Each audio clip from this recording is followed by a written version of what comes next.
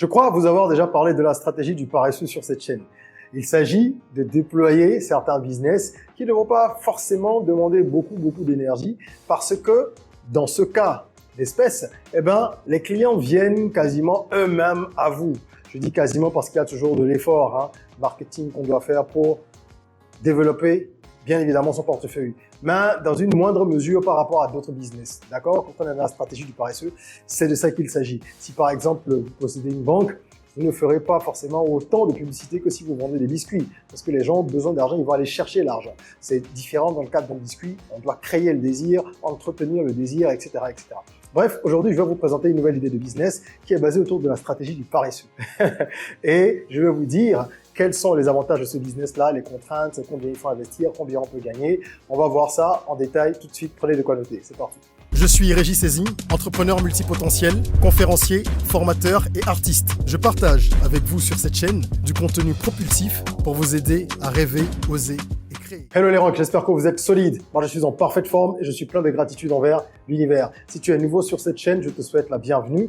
Welcome on board. Ici, on rêve, on ose, on crée, d'où notre mantra. Soyons rock.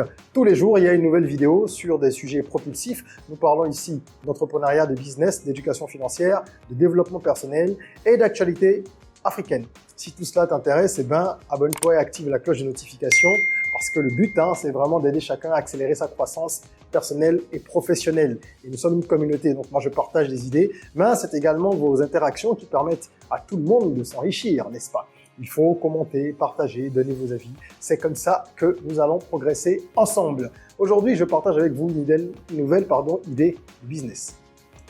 Business qui appartient à la catégorie la stratégie des paresseux. Alors, plus sérieusement, de quoi il s'agit?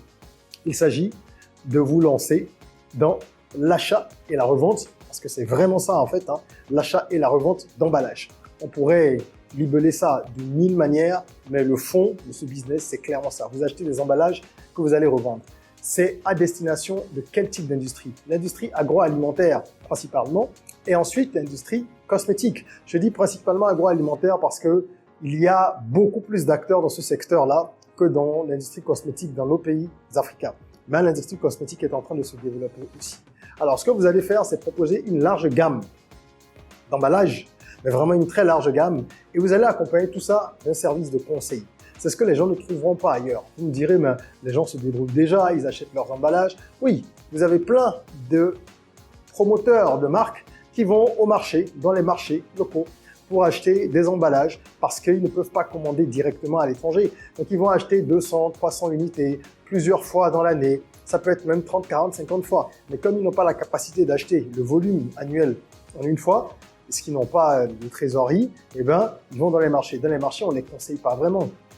Il n'y a pas la dimension de conseil et il n'y a pas non plus la variété que l'on recherche. On est obligé de faire avec ce qu'on trouve. Vous allez prendre par exemple des pots en plastique, vous allez prendre les pots que vous trouvez au marché. On te dira actuellement il n'y a plus tel pot, il faut changer. Ça crée une inconstance dans la marque. Ça crée également des difficultés au niveau de la fourniture des produits en eux-mêmes parce que dès que celui qui vous vend tel ou tel emballage n'en a plus et que sur le marché c'est peut-être épuisé même chez ses concurrents, vous êtes obligé d'utiliser un emballage d'appoint. C'est pas comme ça qu'on bâtit une marque sur la durée. Donc vous allez apporter une solution en étant un intermédiaire qui va servir les TPE et les PME, mais en leur permettant d'avoir un large choix et des prix compétitifs avec le conseil en plus. C'est ça qui est intéressant. Quand je parle d'emballage, certains ne visualisent peut-être pas encore ce dont je veux parler dans l'ensemble, mais il y a tout ce qui est en plastique, comme j'ai dit. Ça peut être des pots, ça peut être des barquettes, ça peut être des boîtes. Il y a également tout ce qui est PET, d'accord? Il y a les stand-up pouch, également, les doy packs, il y a tout ce qui est en craft aujourd'hui. Donc, vous avez une variété incroyable d'emballages. Il ne s'agit pas de tout prendre, vous allez étudier votre marché et définir un certain nombre d'articles que vous allez proposer. Mais le choix doit être très large. OK? Donc, voilà le business que nous allons mettre en place. Bien sûr, sur le long terme, vous pourriez envisager de mettre en place une usine qui fabriquerait sur place ces produits-là. Mais ce n'est pas pour le début. Concentrons-nous sur ce qui nous intéresse pour l'instant. Alors, la problématique qu'on résout, elle est simple. C'est permettre, comme je l'ai dit, à des entrepreneurs de petite taille et de taille moyenne, des entreprises, souhaitent juste de petites tailles et de taille moyenne, d'avoir un large choix à des prix compétitifs avec du conseil. Donc, quand il y a problème, il y a opportunité. Si vous avez la solution, vous gagnez de l'argent. Aussi simple que ça. Voyons maintenant pourquoi ce business va marcher. Pour plusieurs raisons. La première, c'est la croissance de tout ce qui est agroalimentaire et également industrie cosmétique dans nos environnements. L'entrepreneuriat est de toute façon en train d'exploser. Et on n'a pas beaucoup de choix. Parce que, comme vous voyez, les taux de chômage, ça donne le tournis. Donc, de gré ou de force, je le répète toujours, par passion ou par défaut, de nombreux Africains vont devoir entreprendre. Et beaucoup se lancent dans l'agroalimentaire. Il y a tout ce qu'on peut trouver comme jus aujourd'hui, les biscuits, les snacks d'hiver. Il y a tellement de choses. Donc, vous allez permettre aux gens d'emballer des produits secs, liquides dans l'agroalimentaire ou solides et gras dans la cosmétique. Liquide aussi, ça peut être des lotions, ça peut être des crèmes, des pommades. Il y a tellement de choses que les gens peuvent faire et qu'ils font, et qu'ils ont besoin d'emballer. Donc vous, c'est là que vous êtes dans la stratégie du paresseux. C'est comme les chercheurs d'or qui allaient chez les vendeurs de pelles, qui eux étaient dans la stratégie du paresseux. Le vendeur de pelles, il attend parce qu'il sait qu'il y a une ruée vers l'or. Vous avez besoin de pelles pour aller à la ruée vers l'or. Lui, il ne va pas chercher l'or. Donc vous n'allez pas chercher à devenir la prochaine grosse marque agroalimentaire. Vous ne serez pas le prochain Danone peut-être, vous ne serez peut-être pas le prochain Lu, mais vous décidez simplement de fournir les gens qui viennent acheter chez vous. Vous n'allez pas être le prochain Mars, c'est pas grave. Vous gagnerez tout autant d'argent, d'accord? Donc ça, c'est le premier atout. Ensuite, vous êtes surtout à un niveau de la chaîne où vous allez permettre aux gens de pouvoir mieux gérer leur délai de livraison, de pouvoir mieux gérer leur approvisionnement en général. Parce que des gens qui fournissent des produits à des supermarchés, à des particuliers même, et qui sont incapables de tenir la distance parce qu'ils ont des problèmes d'emballage, il y en a tout plein dans nos environnements. Donc vous leur permettez de réduire les délais parce que vous avez du stock en continu, il va falloir travailler là-dessus et vous leur permettez d'avoir des prix un peu plus intéressants qu'au marché. Ça vous paraît curieux? Non. Au marché, ce sont des semi-grossistes généralement qui vendent 100, 200, 300 unités. Vous serez comme un grossiste également, mais vous allez pratiquer des prix plus intéressants pour pénétrer. Ensuite, vous pourrez rééquilibrer parce que vous avez une dimension conseil que vous offrez également, donc ça a de la valeur. Il y a un autre atout, c'est la compétition locale qui est peut-être forte sur les emballages, mais sur le modèle que vous allez mettre en place, elle est soit inexistante, soit faible, selon votre environnement. Donc, étudiez le marché et regardez comment en profiter. D'accord? Et pour finir, les tendances écologiques sont également en plein boom. Il faudra proposer dans votre gamme quelques emballages qui sont biodégradables ou en craft, etc., qui répondent un peu à ce besoin, à ce désir-là, parce que certaines marques veulent se positionner de cette façon. Voilà pour les atouts. Ils sont nombreux. Ils sont vraiment nombreux. Je pourrais rajouter que ce n'est pas des produits qui sont périssables. Si vous savez les conserver, eh ben, vous pouvez les vendre dans 2, dans 3, dans 5, dans 10 ans. Bon, j'exagère parce que vous allez les vendre en quelques semaines ou quelques mois. D'accord? Parlons maintenant des contraintes. Qui dit force dit faiblesse. Dans un business, il y a des atouts et il y a des challenges. Il faut connaître les challenges pour pouvoir y faire face efficacement. Alors, le premier challenge, selon moi, ici, c'est vraiment la fluctuation des coûts. Parce que vous avez, au niveau du transport, des coûts qui fluctuent beaucoup. Vous avez également les coûts qui sont liés au taux de change. Quand je parle de transport, c'est le transport maritime pour faire venir vos produits, mais également le taux de change. Vous allez acheter ces produits-là en Chine, en Inde, ailleurs, et beaucoup de boîtes travaillent en dollars. Même en Chine, il y a beaucoup de boîtes qui préfèrent facturer en dollars. Que ce soit en dollars, en yuan, peu importe, quelle que soit la monnaie, c'est de la devise. Nous n'avons pas un taux de parité fixe avec ces devises-là, et donc ça va jouer sur vos marges qui ne seront jamais les mêmes. Donc c'est un peu difficile de faire des projections très sûres. Quand vous aurez grossi, vous pourrez et vous devriez créer des comptes en devises dans le pays où vous achetez vos produits en gros pour éviter d'avoir des taux de change qui viennent vous flinguer. Parce que quand on voit des petites fluctuations, on se dit c'est pas grand chose sur 100 $, sur 1000 $, si ça bouge un peu, d'accord. Mais quand vous serez sur 100 000, 2 millions, 3 millions, 5 millions de dollars, ça fait beaucoup si ça varie tout le temps. Ok, donc ça c'est un vrai challenge, il faut pouvoir anticiper cela. La logistique également est un challenge ici parce qu'il va falloir structurer la chaîne d'approvisionnement convenablement pour réduire les coûts. Vous savez, tout ce qui va nécessiter du travail, ça va être le transport, le stockage, l'entreposage si vous voulez, et toutes ces différentes étapes qui sont incluses dans la chaîne d'approvisionnement. Donc, il va falloir vraiment optimiser cela et ça va être le plus important parce que jusqu'à la distribution, il n'y a pas que le stockage, jusqu'à la distribution, il faut bien organiser le travail pour éviter les risques ou en tout cas les minimiser. La réglementation, vous devrez également en tenir compte en fonction du marché sur lequel vous évoluez. Est-ce qu'il y a des types d'emballages qui sont interdits? Est-ce qu'il y a des matières qui sont interdites? Quand je parle de matière, je parle de matières premières ou matières transformées qu'on utilise pour fabriquer tel ou tel emballage. Est-ce que le plastique est interdit ou va être interdit sur ce marché dans 2 ou 3 ans? Il faut également faire du lobbying parce que si vous n'avez pas l'information, que vous lancez une activité et que 2 ans, 3 ans plus tard, vous vous rendez compte que vous n'avez plus le droit de fournir tel produit alors que vous avez du stock, vous avez investi, vous avez peut-être fait un emprunt, là ça devient complexe. Donc le lobbying, c'est très important. Il faut avoir l'information quand on est entrepreneur. Ça compte énormément. Et le dernier challenge qu'il faut vraiment relever, le point vraiment sensible, le dernier point sensible auquel il faut faire attention, c'est le vol. C'est récurrent dans ce type de business quand vous n'avez pas une bonne stratégie de contrôle, un système de contrôle à l'interne. Parce que vos collaborateurs, s'ils ne sont pas honnêtes, et il y a toujours des malhonnêtes dans le lot, ils vont essayer de piquer des petites boîtes, des pots, des emballages. Et là, 5 aujourd'hui, 25 demain. Oh, sur 10 000, on ne s'en rend pas compte, mais ça fait beaucoup à la longue. Vous pouvez avoir aussi une vraie mafia qui se crée au sein de votre entreprise. Je connais des gens à qui c'est arrivé. C'est vraiment pas agréable et dans tous les secteurs. Donc, il va falloir contrôler les choses suffisamment avec des mesures technologiques. Nous allons en parler très brièvement dans quelques instants. Et d'ailleurs, c'est dans la section que nous abordons maintenant, c'est-à-dire le financement. Combien vous faut-il pour un business pareil? Vous devez financer plusieurs rubriques. La première rubrique, ça va être bien sûr le local. Vous allez bien devoir stocker tout ce que vous achetez quelque part et avoir également 1 ou 2 bureaux pour le département commercial et l'administration.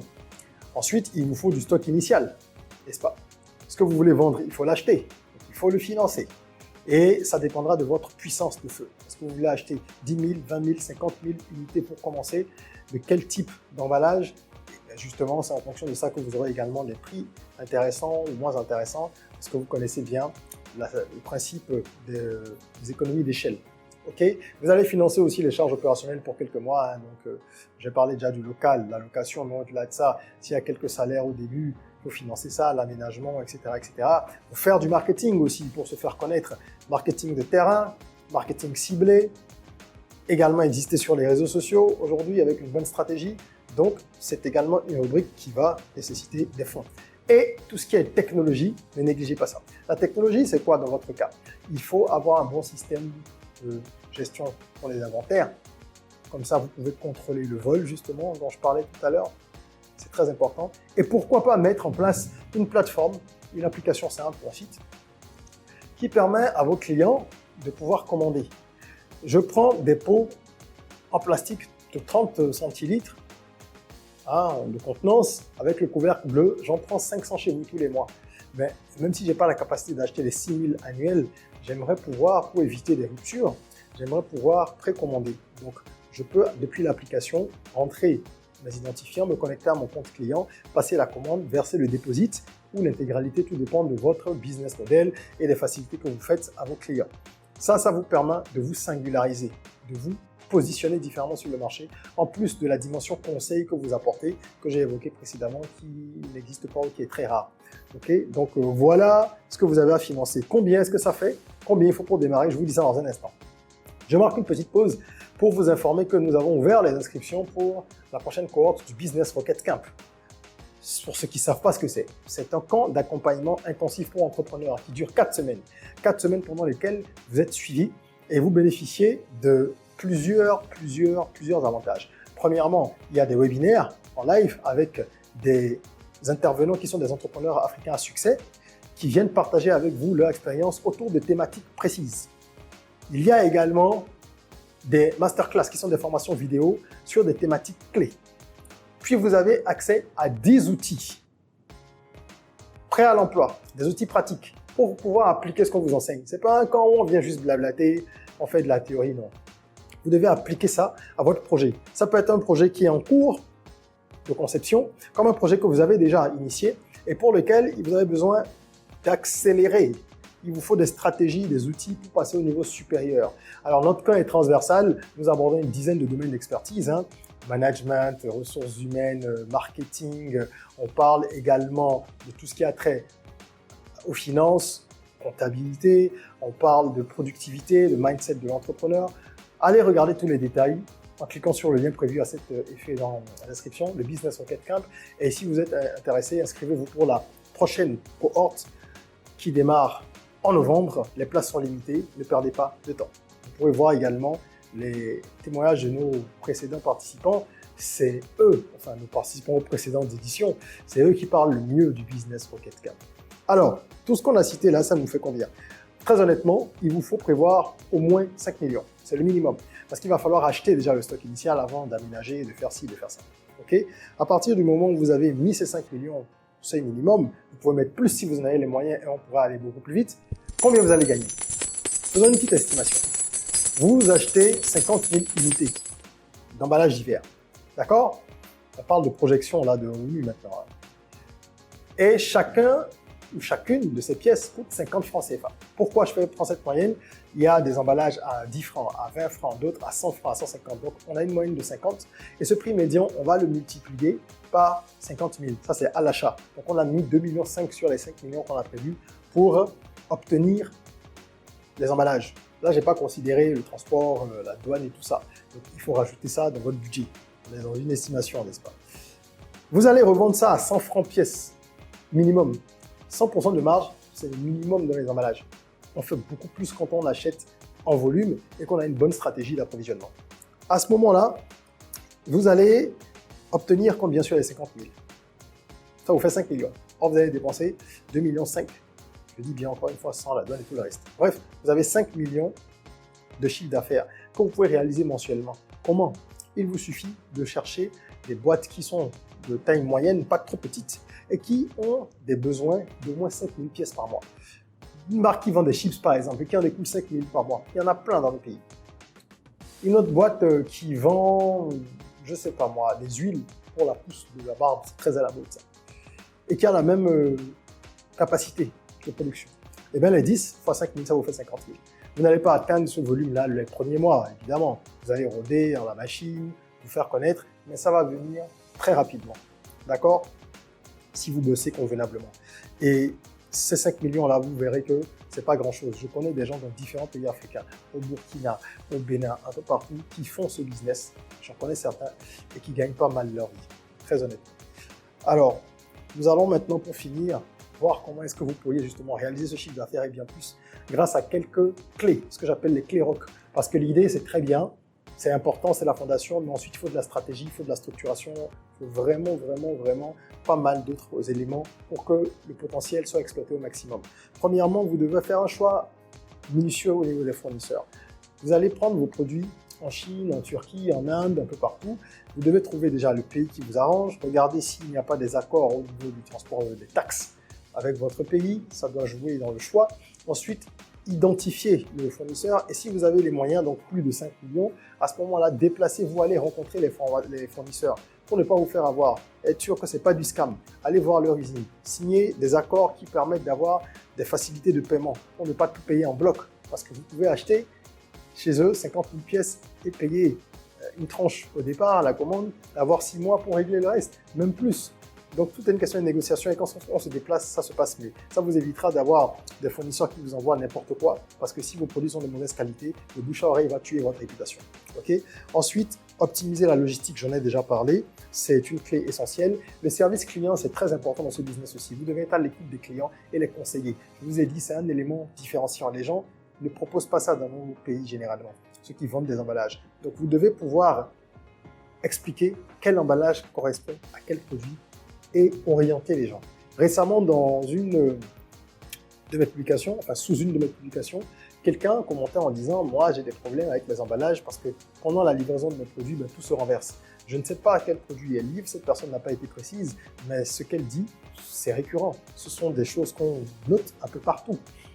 Malheureusement, parce que les gens n'ont pas idée de tout ce qu'il y a comme emballage, tout ce qu'il y a comme option aujourd'hui. C'est à vous de leur apporter l'info, de les orienter et vous allez pouvoir vous faire beaucoup de cash. Puisque vous les orientez, c'est chez vous qui vont acheter les produits que vous recommandez. OK? Et justement, pour finir, innovation, rester à l'écoute de l'innovation pour pouvoir bien conseiller les gens et avoir la diversité qu'il faut, évoluer avec l'époque. Pour ça, qu'est-ce qu'il vous faut? Être abonné à des newsletters sur des blogs d'emballage. Il vous faut également voyager, aller à des salons, d'accord? Tout ce qui est salon professionnel pour rencontrer de nouveaux fournisseurs, découvrir les technologies améliorées, les technologies du futur, etc. Donc voilà, vous devez vous investir dans votre business. Si vous faites tout ça, il y a de fortes chances que ça fonctionne bien. Merci d'avoir suivi cette vidéo. J'espère qu'elle vous a plu. Si c'est le cas, mettez un petit like. Ça permet à la communauté de continuer à grandir. Ça permet à l'algorithme de pousser ce genre de vidéos parce qu'on a besoin de construire l'Afrique en changeant notre façon de penser, en travaillant notre mindset individuel pour une prospérité commune. Voilà, n'oubliez pas de vous abonner également. En attendant qu'on se retrouve pour une nouvelle vidéo, prenez soin de vous, de votre corps, mais aussi surtout de votre mind. Rêvons, osons, créons. Soyons rock.